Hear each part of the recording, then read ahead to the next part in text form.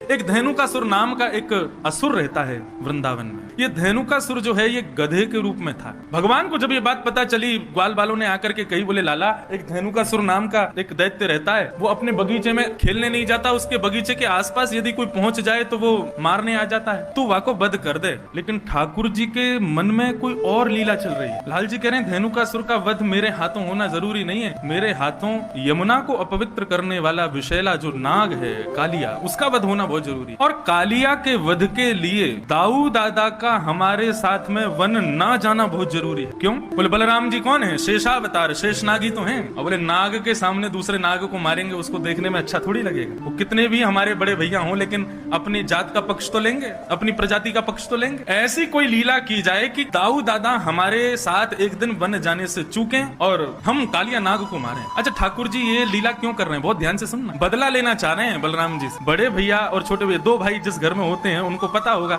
बड़ा भैया हमेशा कहा करे छोटे भैया को चिढ़ाते ही रहे। और ठाकुर जी को बहुत चिढ़ाते हैं दाऊ दादा, इतना चिढ़ाते हैं, इतना चिढ़ाते हैं। सूरदास जी ने तो एक पद लिख दिया। ठाकुर जी ने समस्त ग्वाल बालों से कहा भैया देखो धेनुकासुर का वध हम नहीं करेंगे, यदि धेनुकासुर को मरवानो है तो दाऊ दादा ते कहो, हम अकेले थोड़े ही हैं बलवान, दाऊ दादा भी तो बलवान है। सब ग्वाल बाल दौड़े दौड़े दाऊ दादा के पास गए, बोले दाऊ दादा आपके बल की तो कहा कही जाए, आप तो इतने बलवान हो, ऐसे हो वैसे हो, खूब प्रशंसा की। हर बार असुरन को कन्हैया मारे, आप कब मारोगे? दाऊ दादा बोले हम तो कोई कहवे ही ना है, हमें कोई बतावे ही ना है, कोई असुर को मारनो, हमें बताओ तो हम मारे। तब सबने बताई, बोले धेनुकासुर नाम का एक दैत्य आया है वृंदावन में, आप उसको मार दो। दाऊ दादा ने तो महाराज कसली अपनी कमर, बोले अभी बता मैं कहाँ है धेनुकासुर, अकेलो कन्हैया बलवान थोड़ी है, हम भी कम थोड़ी है कन्हैया थे। अब यहाँ दाऊ दादा सब ग्वाल बालों के संग जा रहे थे। ठाकुर जी ने मधुमंगल को बुलाया, बोले सुन यहाँ पे। दाऊ दादा जैसे ही धेनुकासुर को वध करे ना, पूरे वृंदावन में हल्ला मचा दियो, बोले दाऊ दादा ने गधा मारो, यूं मत कहियो असुर मारो। पूरे वृंदावन में हल्ला मचवा दियो और सबंत कह दियो दाऊ दादा ते छुए नहीं, गधा को मार के आए। मधुमंगल बोलो मुंह को कहाँ मिलेगो? बोले बढ़िया दूध पिवाऊंगा तो,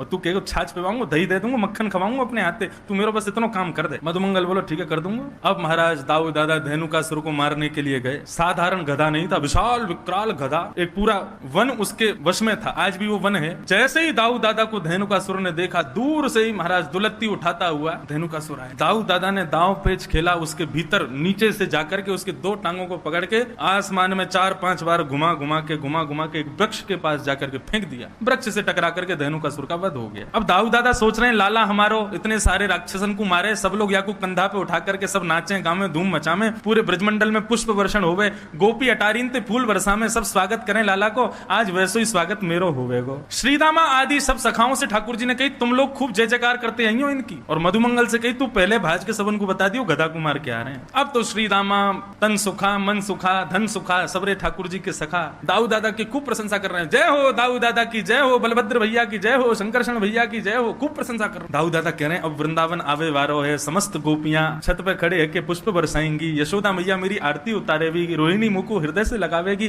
कन्हैया मुंह को दंडवत प्रणाम करेगा, आज मैंने भी राक्षस मारो। लेकिन यहाँ जैसे ही दाऊ दादा वृंदावन में पहुंचे, गोपियां सामने से निकले और मुंह पे हाथ धर के खूब जोर से हंसे। ग्वाल बाल बगल से निकले तो हंसी मजाक करते हुए निकले, अरे दाऊ दादा तुमने तो नाक कटा दी आज हमारी। अटारीन पे गोपियां सब खड़ी हैं लेकिन मुंह को ढक करके खड़ी और जोर जोर से हास परिहास कर रही हैं। दाऊ दादा जिस गली से निकले वहां यदि समूह होता सब अरे भागो भागो भागो, यदि छुबियों मत, गधा को मार के आयो है। दाऊ दादा के नेत्र लाल पड़ गए, आंसू निकलने लगे, रोते भय पहुंच गए यशोदा मैया, सब समझ गए किसने किया ये काम। रोते रोते गए यशोदा मैया से जाके बोले आज लाला ने मेरी ऐसा अपमान करवाया पूरे वृंदावन में, मैया मैंने राक्षस मारो, मैंने दैत्य मारो, भले ही वो गधा के रूप में हो लेकिन राक्षस हटाओ। और कन्हैया ने पूरे वृंदावन में झूठी खबर फैला दी कि मैंने गधा मारो है। दोनों भैया में हाथापाई हेन लगी, दोनों लड़न लगे। यशोदा मैया आई, दोनों के बीच बचाव कियो, दूर दूर किए, बोले कहा करना चाहो आज बता दो। दाऊ दादा बोले मैं बड़ा हूं, मैं पहले बोलूंगा। बोले बोल। बोले आज के बाद कन्हैया के संग में खेलवे नहीं जाऊंगा वन में। ठाकुर जी तुरंत चरणों में गिर गए, जय। अरे दाऊ दादा ऐसे मत करो, आपके बिना तो मैं कैसे खेलूंगा, आपके बिना कैसे जाऊंगा,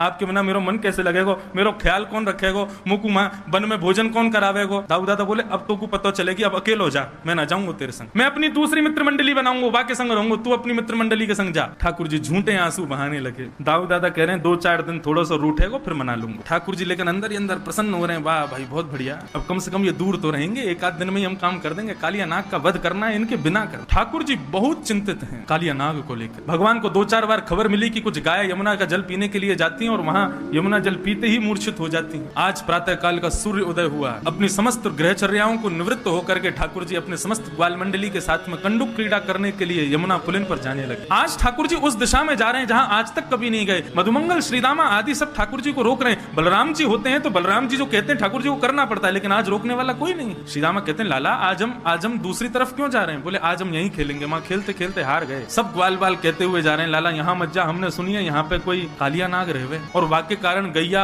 और कोई भी ग्वाल बाल यदि वहां विचरण करे तो मूर्छित है जाए। हमने तो सुनी है ऊपर से कोई पक्षी भी उड़ के चलो जाए तो वाको भी मरनो है जाए। इतनो विष निकले यमुना जी में थे। अरे ठाकुर जी बोले सब बनी वही बात है, कोई यमुना में कूद के स्नान ना करे, या हमारे सबने भ्रम फैला रखो, ऐसा कछू ना है, चलो मेरे साथ। जैसे ही पहुंचे ब्रजवासी बालक घबरा रहे हैं, लेकिन ठाकुर जी के हृदय में जो भाव है वो ठाकुर जी को पता है। कंडुक क्रीड़ा करते करते इस प्रकार से क्रीडन किया कि मधुमंगल श्रीदामा की जो गेंद थी ठाकुर जी ने उसको यमुना जी में फेंक दिया। जैसे ही यमुना जी में जाकर के गेंद गिरी है, ठाकुर जी ने अपनी माया से ही श्रीदामा के हृदय में प्रवेश किया और श्रीदामा के माध्यम से जिद करवाने लगे कि मुझको तो वही गेंद चाहिए। नहीं तो क्रीड़ा करते करते कितनी गेंद खोती हैं, कभी श्रीदामा मधुमंगल क्रोधित नहीं होते, कुंपित नहीं होते, लेकिन आज श्रीदामा जिद कर रहा है मुझको वही गेंद चाहिए। बाकी के सब सखा मंडली के सब श्रीदामा से कह रहे हैं अरे ठीक है लाला दूसरी गेंद आ जाएगी, ऐसे तो जाती रहे, तू आज इतना गुस्सा क्यों है रो? श्रीदामा बोला सब शांत है जाओ, कन्हैया मुझको वही गेंद चाहिए लेके आ। ठाकुर जी बोले यहाँ में कालिया नाग रहे, श्रीदामा देख ले कूद जाऊंगा मैं। बोलो मुझको कछु ना पता कैसे भी करके लेके आ। ठाकुर जी बोले मुझको चुनौती मत दे, मैं कूद जाऊंगा। सब ग्वाल बाल वहां श्रीदामा और ठाकुर जी के बीच के जो वाद संवाद है, युद्ध है, उसको शांत करने की कोशिश कर रहे हैं, लेकिन इतने में ही ठाकुर जी ने अपनी काली कमली को कसा और एक मल्ल की तरह, एक पहलवान की तरह ठाकुर जी कहते हैं आज या कालिया नाग को ही देखूंगा। कदम पर जैसे ही चढ़े श्रीदामा को स्मृति आई कि ये क्या हो रहा है, लाला तू कदम पे काई को चढ़ो? बोले तेने कही ना तुमको गेंद चाहिए, मैं गेंद लेके आऊंगा। अब तो श्रीदामा कहने लगा, बोले नहीं नहीं लाला यहाँ मत कूदियो, तू वापस आ जा। इतना कहना ही हुआ कि ठाकुर जी ने कदम के डाल से एक छलांग मारी और सीधे काली देह में प्रवेश कर गए। काली देह में भीतर प्रविष्ट हो गए ठाकुर जी। सब ग्वाल बाल त्राहिमाम चिल्लाते हुए दौड़े वहां से बन की वृंदावन की ओर। सब ब्रजवनिताओं को बुलाने के लिए, ब्रजवासियों को बुलाने के लिए सब दौड़े।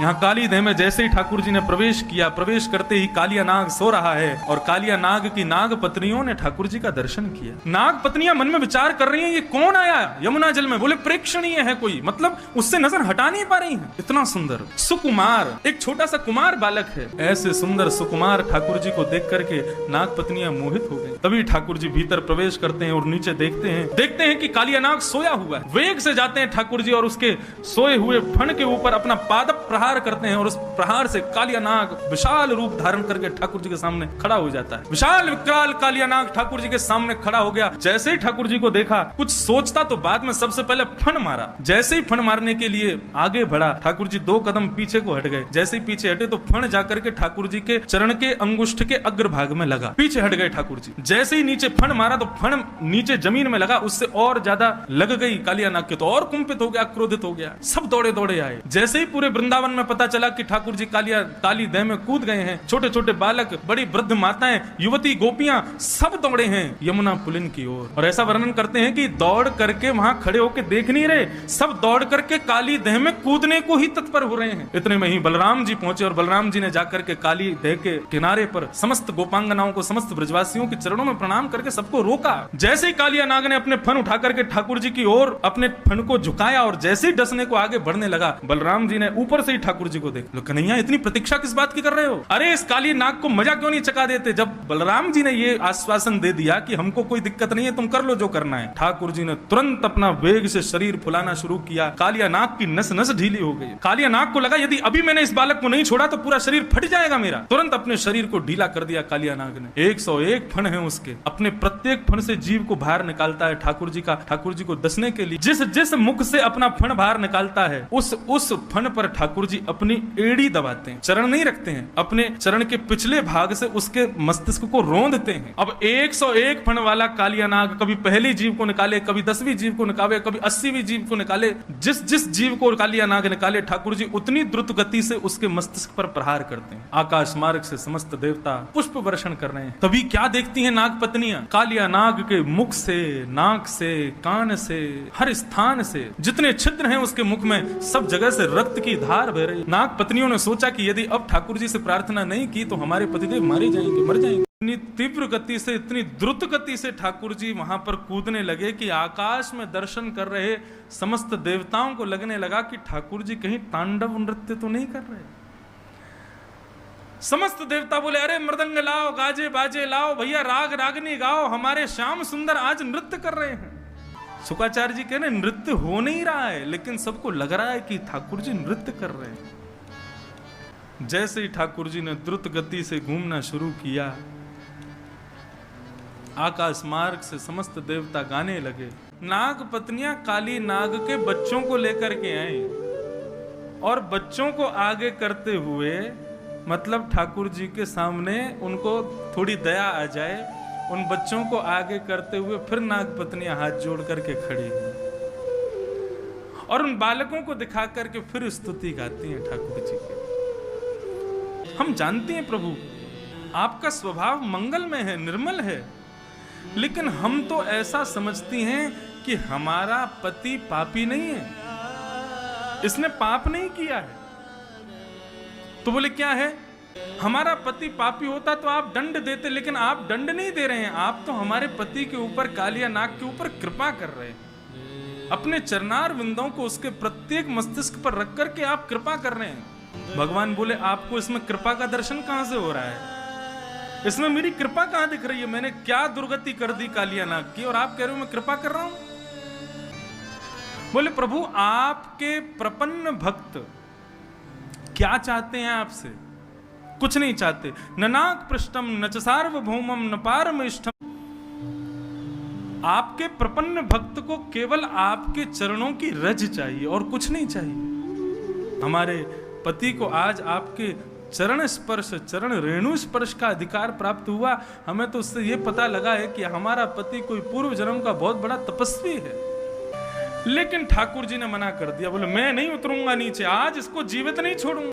तब नाग पत्नियों ने एक युक्ति अपनाई और कहा प्रभु यदि आपके पाद प्रहार से कालिया नाग का वध हो गया ना तो जाएगी लाज तुम्हारी। कालिया नाग का कुछ नहीं बिगड़ेगा, आपका बिगड़ जाएगा। भगवान बोले मेरा कैसे बिगड़ेगा? हमारे पति को आप छोड़ दीजिए। क्यों? बोले यदि हमारे पति के प्राण निकल गए और कल को किसी ने पूछा कालिया नाग कैसे मर गया, बोले कृष्ण मंडरा रहे थे उसके सिर पर। तत्क्षण ठाकुर जी नीचे कूद गए। बोले नहीं फिर तो हम कालिया नाग को छोड़। कालिया नाग के फण से नीचे उतर गए ठाकुर जी। कालिया नाग कहता है मुझे विषैला आपने बनाया, मुझे क्रोधी आपने बनाया, इसमें मेरी क्या गलती है? आप मुझे क्यों मार रहे हैं? और अंत में तो यही कह देता है ये जो कुछ भी हो रहा है इन सब में मेरा कोई दोष नहीं है, भगवान ही कारणम, आप ही कारण हो, क्योंकि आपने ही मुझे ऐसा बनाया है।